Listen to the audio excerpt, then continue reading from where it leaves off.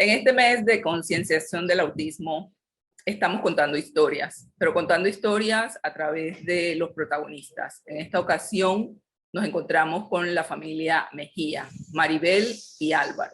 Ellos son padres de Álvaro, un joven ya de 32 años con autismo. Bienvenidos a este espacio.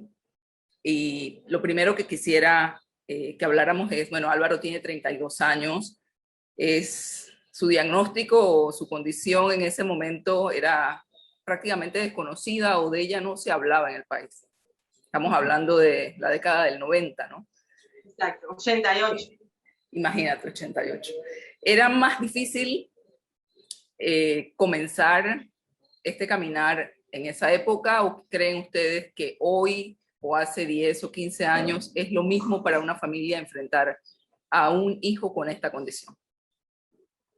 Bueno, pienso que aunque se conoce mucho más de lo que es esta condición, es igual de difícil siempre que te diagnostiquen a un niño con autismo, porque tal vez en mi tiempo, por ser ignorante, tal vez lo tomé con más calma hasta que empecé a investigar un poco más, pero recuerda que no teníamos el Google, entonces no era tan sencillo de meterme y poner la palabra autismo y que me salieran todas las características, ¿verdad?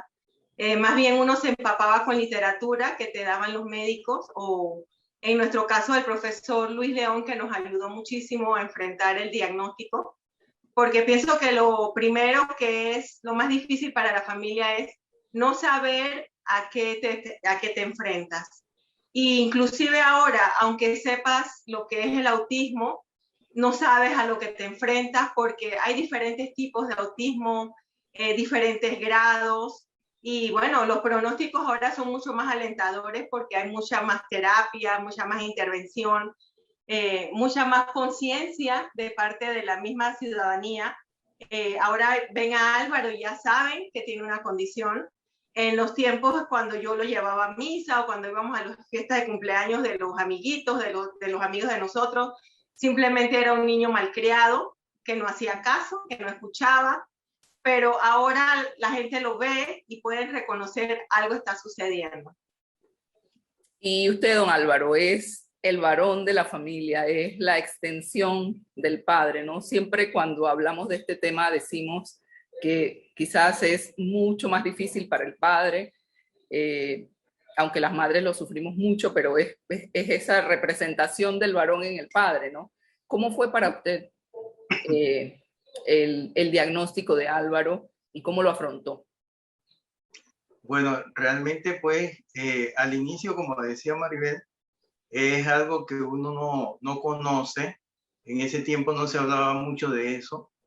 Y entonces pues uno lo ve como alteraciones de la conducta y esto así, como un niño hiperactivo, un niño pues que no soportaba los ruidos, pero en general pues él jugaba y se movía, sí se aislaba y eso, y entonces era un comportamiento que, bueno, para nosotros era un poco extraño, pero siempre como por ejemplo en el caso de todos mis hijos, pues uno los quiere como son y va sobrellevando las cosas.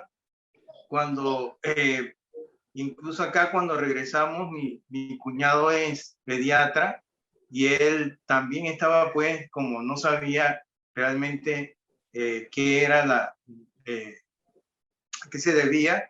Y bueno, ya con un especialista, ¿verdad? Que fuimos y esto ya fuimos entonces diagnosticando pues el caso de él, hasta que nos dijeron pues de qué se trataba.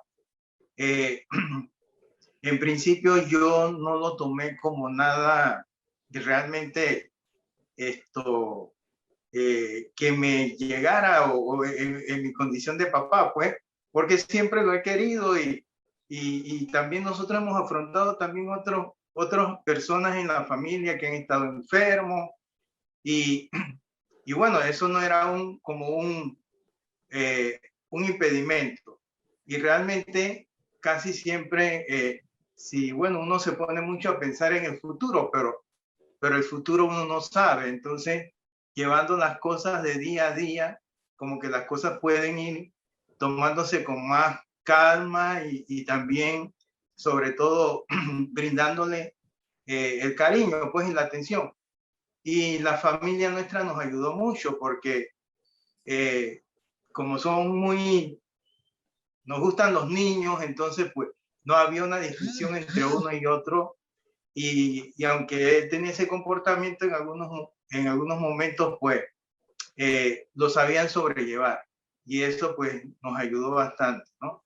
En la parte esta de cuando él empezó. Y como dice Maribel, pues la otra cosa era que nosotros desconocíamos mucho del tipo de terapia, cómo ayudarle a veces.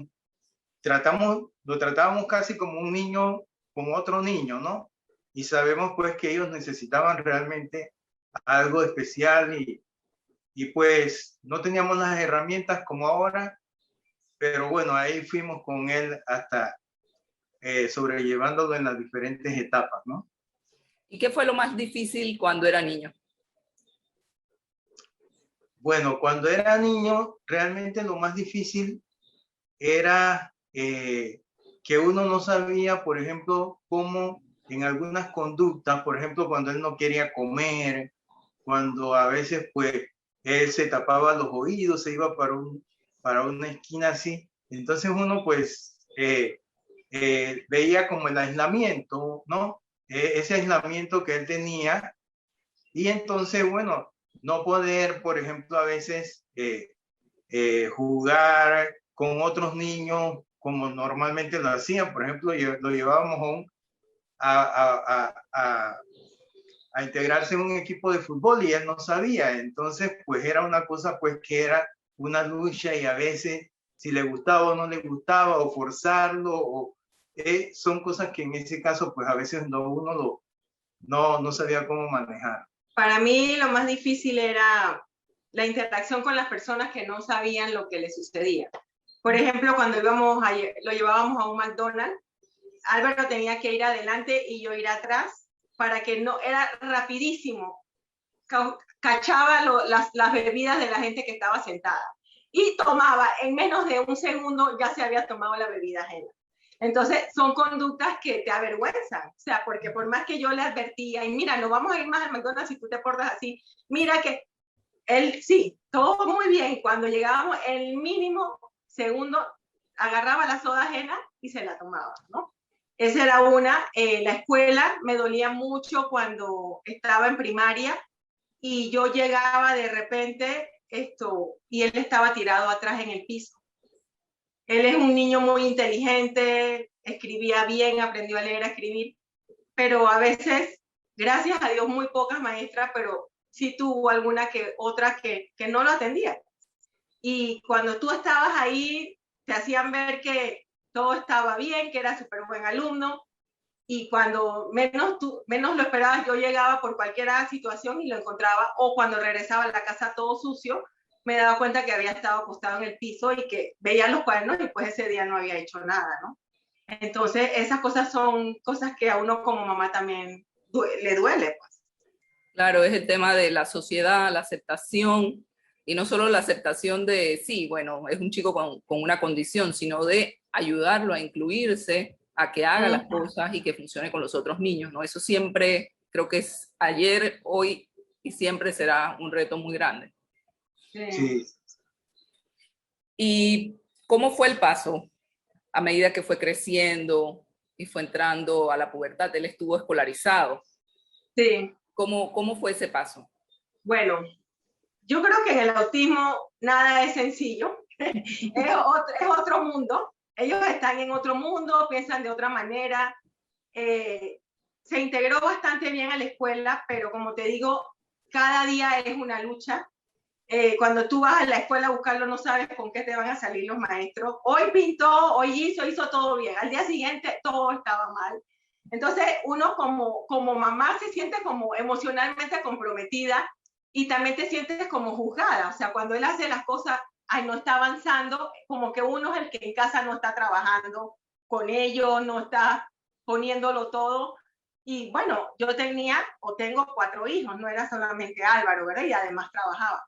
Entonces, en la etapa del colegio, justo él entró bastante grande, porque él estuvo en un centro de autismo de la profesora Olda con Elizabeth, la licenciada Elizabeth, y durante 2 o 3 años ellos lo manejaron súper bien, y ahí fue donde aprendió a leer y escribir. Pero una vez que se integra a la escuela pública, a la escuela primaria, aunque esos maestros eran buenísimos, porque Belisario Porras, pues siempre se ha escuchado que para la inclusión es uno de los mejores de los colegios públicos. Me costó mucho porque justo él estaba entrando, como dices tú, en la pubertad, y ya estaba en la parte esta del conocimiento del autocuerpo, de la masturbación, de la parte... Y bueno, había una maestra que lo quería muchísimo y ella era como la vigilante de él. Y me decía, me llevé a Álvaro para el baño, o me encontré a Álvaro en el baño, haciendo esto, haciendo... Pero si yo no la hubiera tenido a ella como apoyo, yo no sé realmente cómo hubiera sido, ¿no? La maestra Minta fue el ángel con Álvaro en la escuela. Entonces también yo sabía que estaba bien cuidado en el sentido de que otros niños no le iban a hacer el bullying que dicen ahora, ¿verdad? Él estaba con ella como bien custodiado. Y pues las maestras de verdad lo empezaron a querer porque dentro de todo él era un niño cariñoso y dócil. Y cuando él se salía como de su control, ya él sabía, entonces él salía del salón y se iba a la dirección que había aire acondicionado, y cuando menos acordaba estaba sentado en la silla de la directora cogiendo aire acondicionado. Entonces hubo, ¿verdad?, cosas muy difíciles. Al final, cuando pasa el tiempo, tú miras para atrás y tú dices, bueno, la mano de Dios está ahí. Y es difícil, pero uno sale adelante, ¿no? Yo creo que Dios no te pone nada que tú no puedas superar en algún momento. Y habrá niños que cuesten más, otros que sean más hábiles o tengan menos grado de autismo, pero con la ayuda de Dios, porque eso sí yo lo digo, si yo no hubiera tenido a Dios, yo no hubiera podido, la verdad me hubiera vuelto loca. Pero con la ayuda de Dios uno va saliendo, y como dice Álvaro, es el día a día. Si tú te pones ahora a pensar, ¿qué será? Ya yo me estoy poniendo vieja, ya que no llegas a ningún lado, o sea, al final no sabemos qué va a ser del futuro, ¿no? Entonces mejor uno va viviendo el día a día.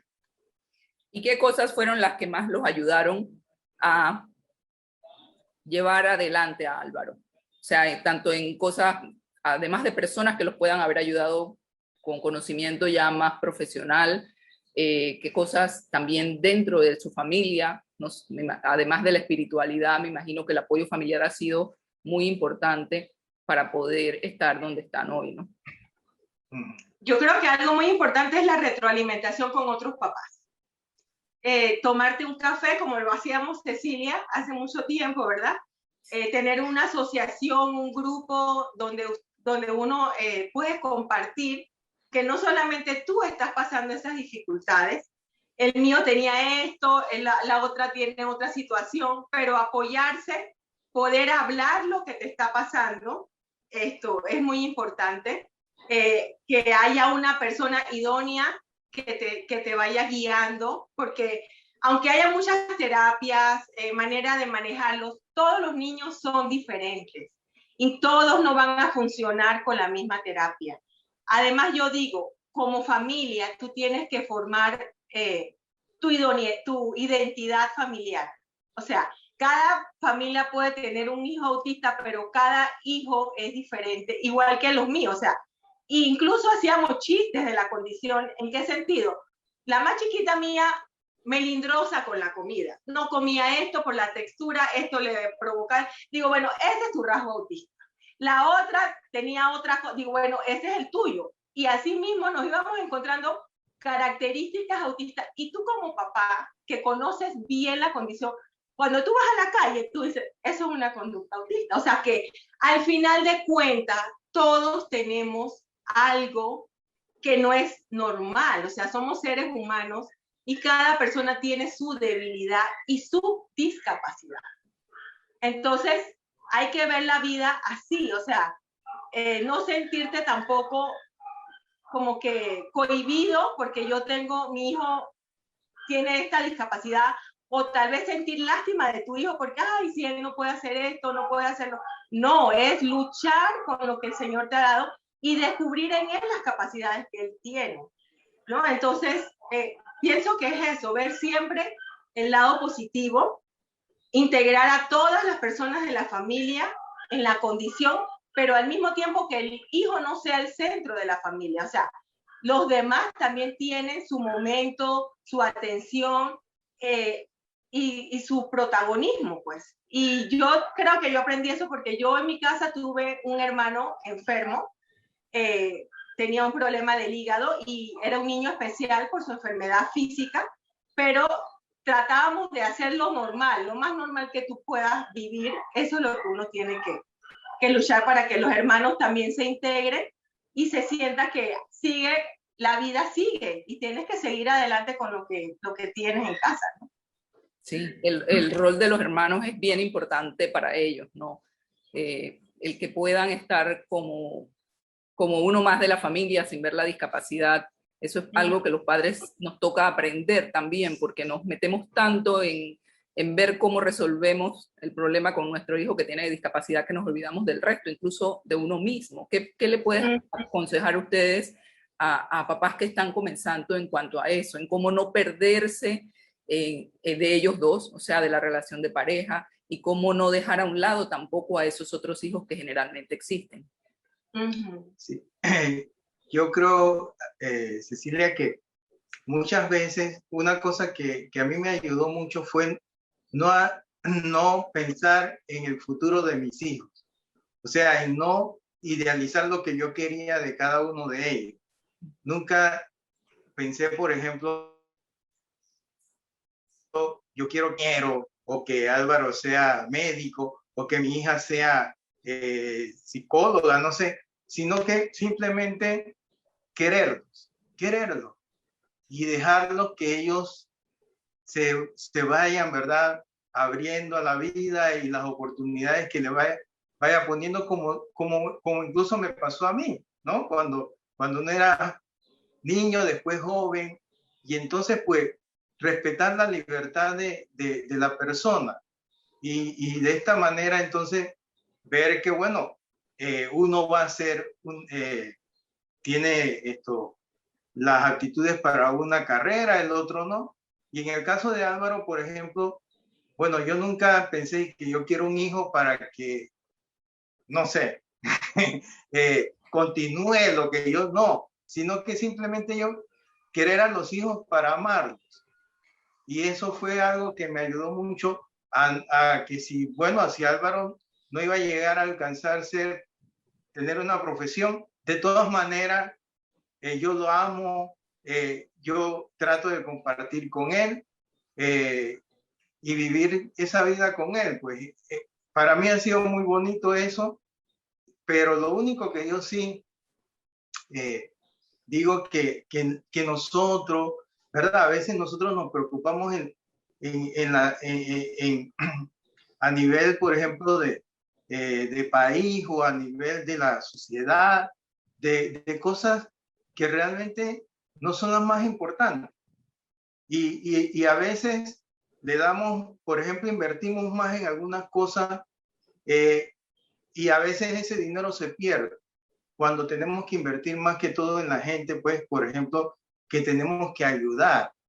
Y en el caso, por ejemplo, de los niños, ¿verdad? Con discapacidad y eso, gracias a Dios nos dio, ¿verdad? Apoyo para poder hacerlo económicamente y todo eso, pero aquellos que no pueden, aquellos que no tienen, ¿verdad? Y entonces no hay tantos centros como para darles atención. Entonces, yo sí creo que el gobierno, pues en esa parte a veces descuida mucho, ¿no? Ese apoyo que tienen que dar los padres, sobre todo aquellos que no tienen los recursos para hacerlo. Y bueno, y también el desarrollo. Nosotros, por ejemplo, en muchos casos, ¿verdad? Nosotros vemos como en otros países se han desarrollado técnicas de diagnóstico, de tratamiento, centros para esto. Y nosotros, pues, no hemos podido, diríamos que, hacer algo, ¿verdad? Propio porque bueno, eso, porque no se cuenta a veces con el apoyo, ¿no? De las entidades para esto.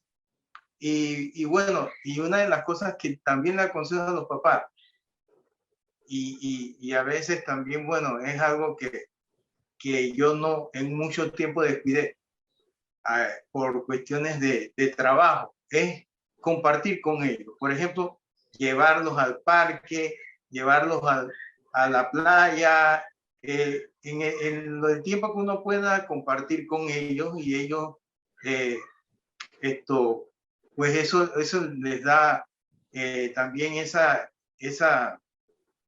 interacción, ¿verdad? Porque la naturaleza es algo que ayuda, incluso para nosotros. A veces descuidamos mucho esto, ¿verdad?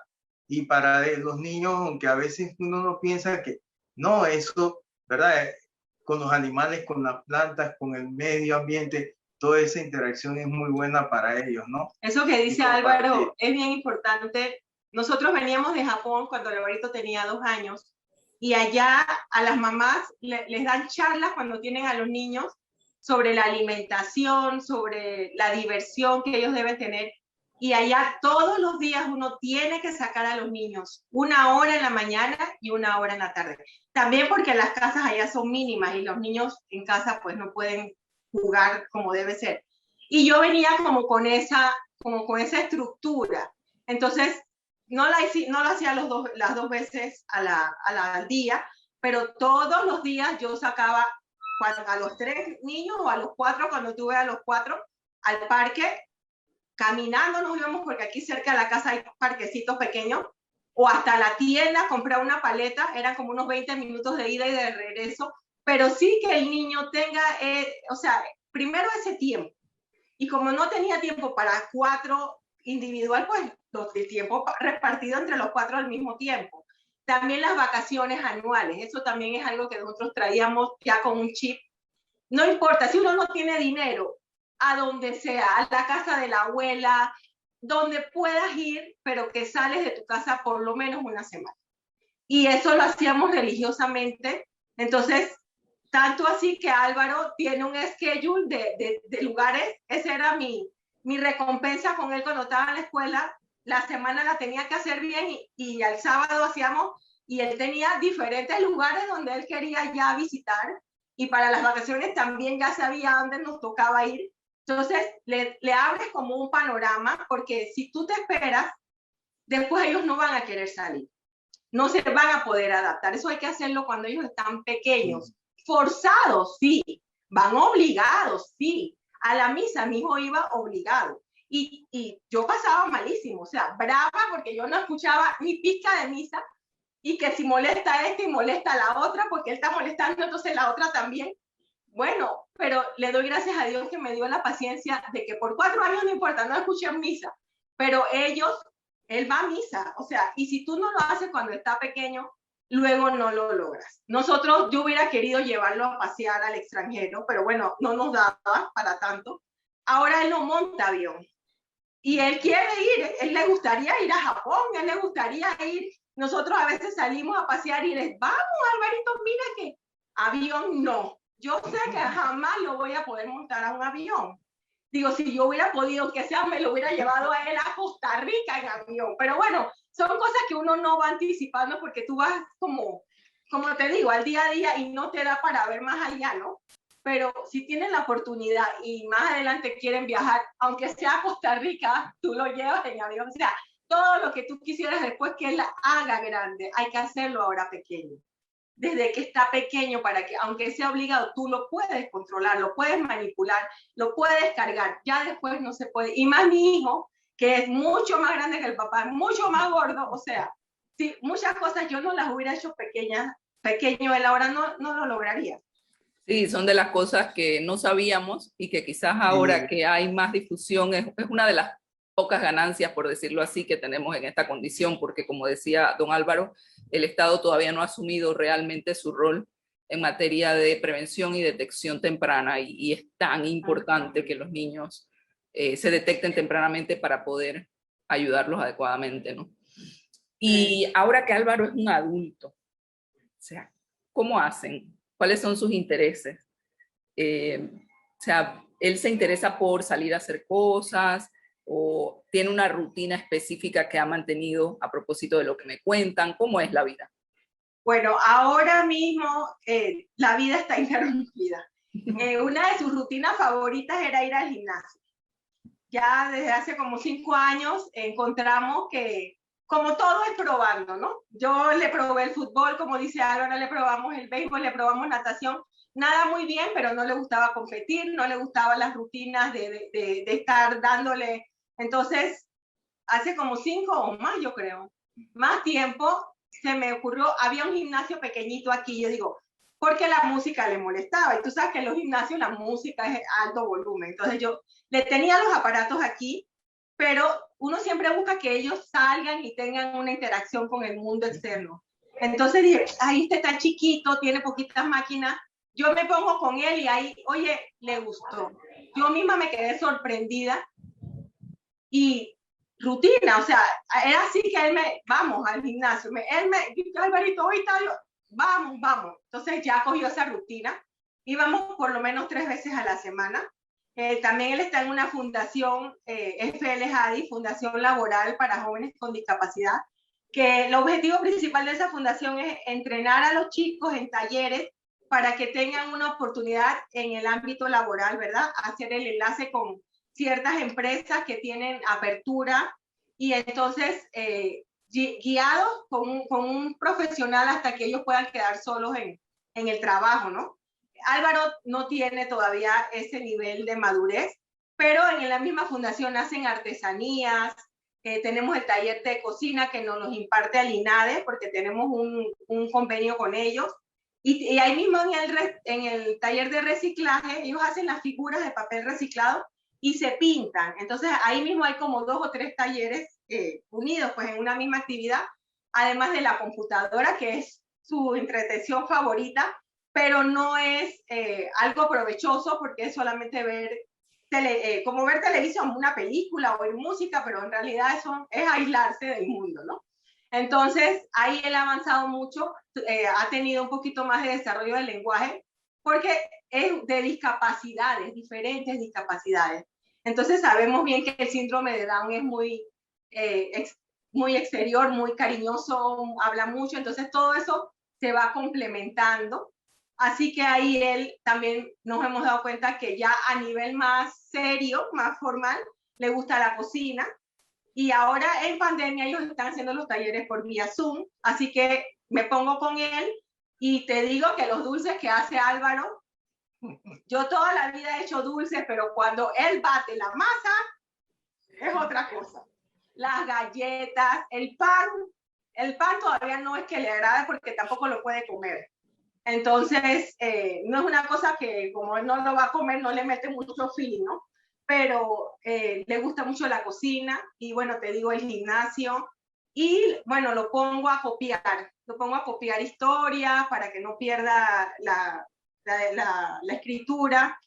Y cuando tengo tiempo lo pongo a leer también para que siga, ¿verdad? Manteniendo eso. Sí. Qué bonito. Ha alcanzado mucho para haber sido detectado en una época en la que había tan poco, ¿no? Sí. Es evidente, creo que el trabajo de la familia con el acompañamiento profesional que pudieron tener fue una mezcla adecuada y que dio sus frutos, porque hablaba con una mamá hace un día y decíamos que, bueno, si nuestros hijos no logran insertarse en un colegio, si no pueden ir a la universidad, hay muchas otras cosas que uno puede disfrutar con ellos y que al final lo más importante es que ellos sean felices, ¿no? Claro, y obviamente que disfruten actividades como esa que él hace. Eso es, creo que para los papás es lo que más nos puede llenar, sobre todo en países como el nuestro, donde hace falta tanto para atenderlos. Sí. Es que yo pienso que a veces vivimos como muy encasillados, ¿verdad? En estructuras no son flexibles. Y entonces cuando te llega un niño o un joven con este tipo, ya el mundo se te viene porque no encaja en una estructura social, pero que es impuesta por la sociedad. Y estamos viendo ahora cómo chicos normales quieren romper esa estructura porque se sienten ahogados, porque no es para ellos. Entonces, yo pienso que es como dice Álvaro, uno viene con una mentalidad que te gradúes en la universidad, que seas profesional, que seas, incluso perdona que te lo mencione tantas veces, pero el sistema educativo en Japón, en primaria ellos no los califican, ellos van por habilidades y el joven está abierto a que si yo no me gusta estudiar, voy a hacer algo técnico, o voy a hacer arte, o voy a hacer deporte, o voy a hacer...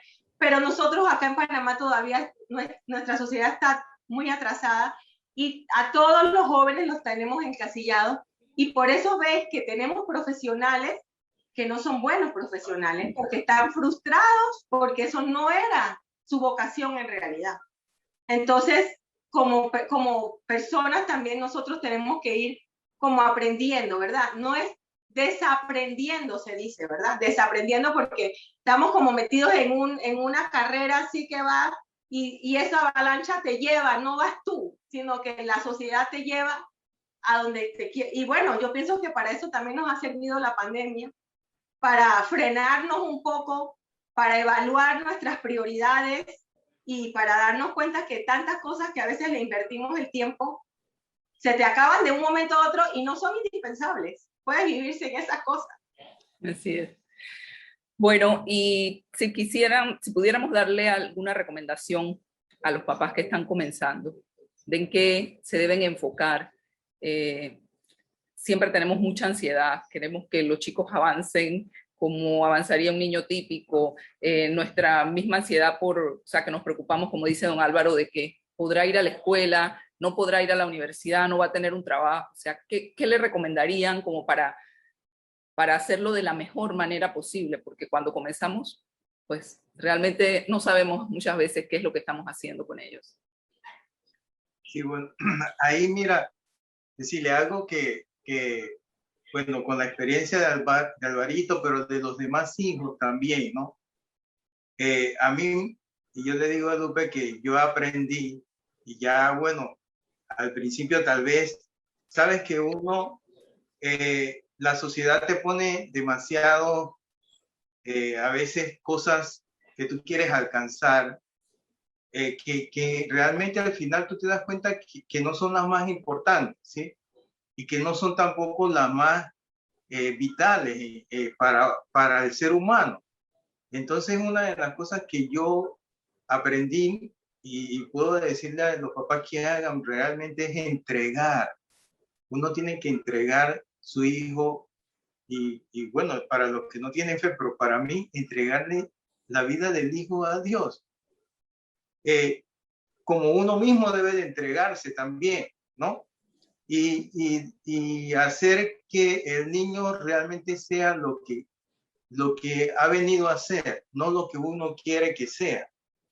Eso, por ejemplo, a mí me ha traído con mi hijo, que aunque él no ha logrado cosas, yo soy feliz con mi hijo. O sea, yo amo a mi hijo y eso, estar con él, es como mi premio, mi consuelo, mi alegría. Entonces, compartir con él, una de las cosas también que aunque no me oigan mis hijas, que no vean la entrevista. pero es tenerlo, siempre lo voy a tener. Y a veces uno quiere tener a sus hijos, pero sus hijos se van, se casan y ya dijo otra cosa. Entonces, ellos van a ser nuestros eternos compañeros. Entonces, pues, es algo que realmente, pues, de lo que yo estoy contento, le recomiendo a los papás, entreguen a sus hijos a Dios y sobre todo, pues, a veces no entendemos las cosas. Bueno, no es que tiene que ser siempre como nosotros pensamos, sino que dejar que ellos vayan desarrollándose, ayudándoles en lo que ellos, ¿verdad? A veces pues muestran sus habilidades.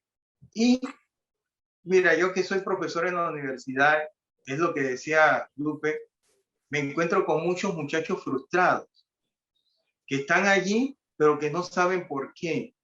¿Y eso qué pasa? Que están a veces realmente pues perdiendo mucho de su tiempo en el cual ellos hubieran, por ejemplo, en otras cosas, sido más pleno, encontrado más la felicidad real que ellos y realizarse como ellos hubiesen querido ser. Entonces, pues, esto es algo que que yo he aprendido, ¿verdad? Como papá en este tiempo y que le aconsejo a los padres, incluso con mis hijas, pues que están normales, entre comillas, ¿verdad? También se las entrego porque todos, pues, tenemos nuestras fallas, ¿verdad? A veces no decidimos cosas, pero uno con fe va caminando y realmente va saliendo adelante en los problemas que se le ponen en el camino. Yo a las mamás sí les recomiendo como que tomen las cosas con calma y que sí, tenemos que dar el 100%, tenemos que hacer lo que nos dicen los profesionales, pero también tenemos que ser mamás.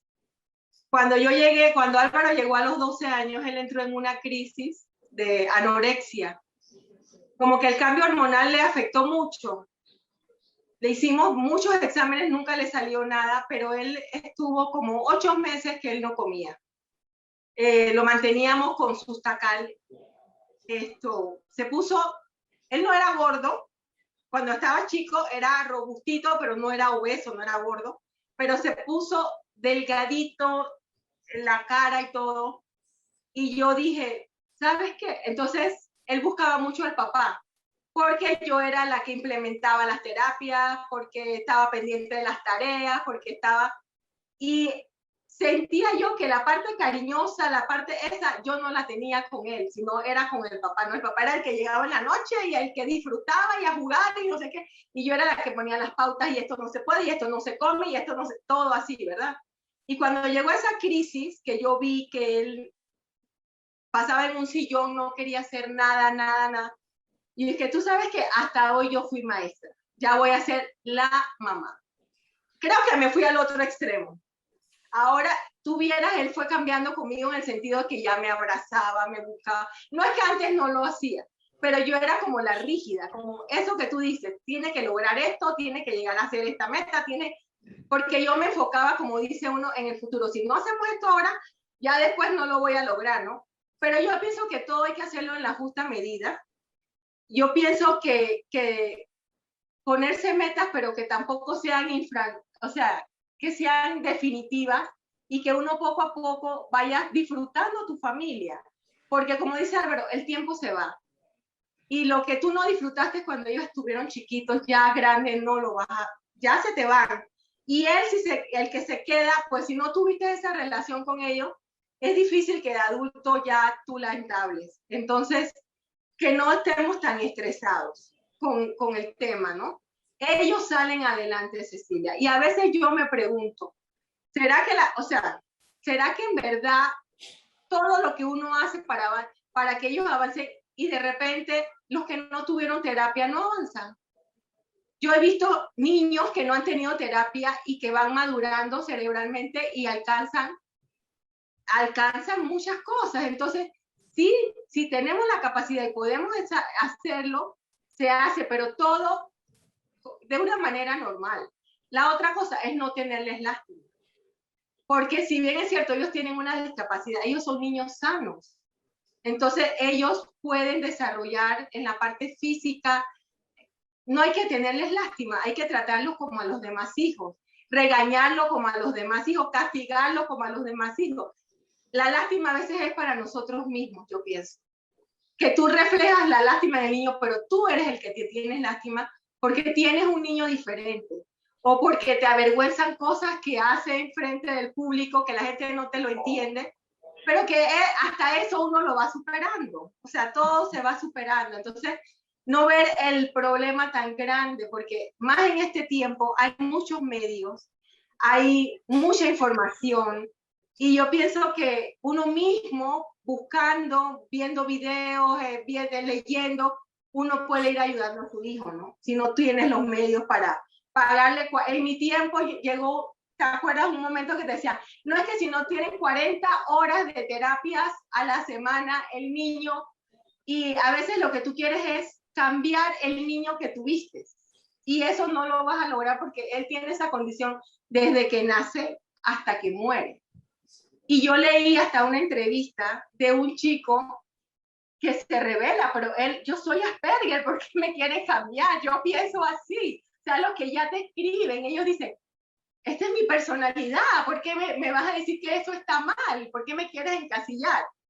Así que también hay una anécdota muy graciosa de una revista que leí de dos muchachos que eran autistas, y cuando había uno que estaba en la escuela normal, y cuando llega un momento que ya no funcionaba, él se frustró, ya no quería la escuela, y la mamá lo mete en un centro de chicos con autismo.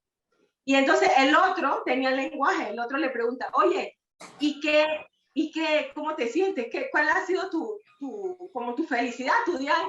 Desde que mi mamá me cambió de escuela. Y dice, ¿pero por qué? Dice, porque tú haces lo tuyo, yo hago lo mío y nadie me molesta. O sea, ellos son felices en su mundo y nosotros queremos todo lo contrario para ellos, ¿no? Entonces hay que darle su espacio también. Yo aprendí que hay que dejarlos que ellos decidan también qué se quieren poner, qué quieren comer, dónde quieren ir. Si tienen la posibilidad de hacerlo, hoy podemos. Si no, pues decirle, no se puede. Y también no correrle todos los gustos. Álvaro, cada vez que iba a una farmacia, quería una pelota. Si yo hubiera corrido con todas las pelotas que él quería, ahora que yo le dijera que no le voy a poder sacar nunca, porque ya con la edad que tiene, se trae todas las pelotas que quisiera, ¿no? Entonces, igual que los demás, no, ahorita no traje plata. Y eran más las veces que le decía que no, para que cuando yo de vez en cuando le decía que sí, pero era a propósito, porque ellos son personas de rutina. Cuando lo llevaba a la escuela, dice, mi hija dice, ahora entiendo por qué tú no paseabas. Siempre cogía una ruta diferente, para que no se acostumbrara, porque el día que se la cambiara, no lo iba a soportar. Entonces, esas son como tips que uno tiene que aprender a salir de la rutina. Si le gustan los animales, yo le llevaba cosas de animales, me decía la terapista, a él le gustan los animales, cómprele otras cosas que no sean animales. O sea, poco a poco cambiarles, pero también es como, no sé, que el Señor lo ilumina a uno y uno va aprendiendo, ¿verdad? En el camino, qué va necesitando, aunque no es lo que quiere en el momento, ¿no? Entonces, leer mucho y hablar con otros papás, que eso es bien importante también.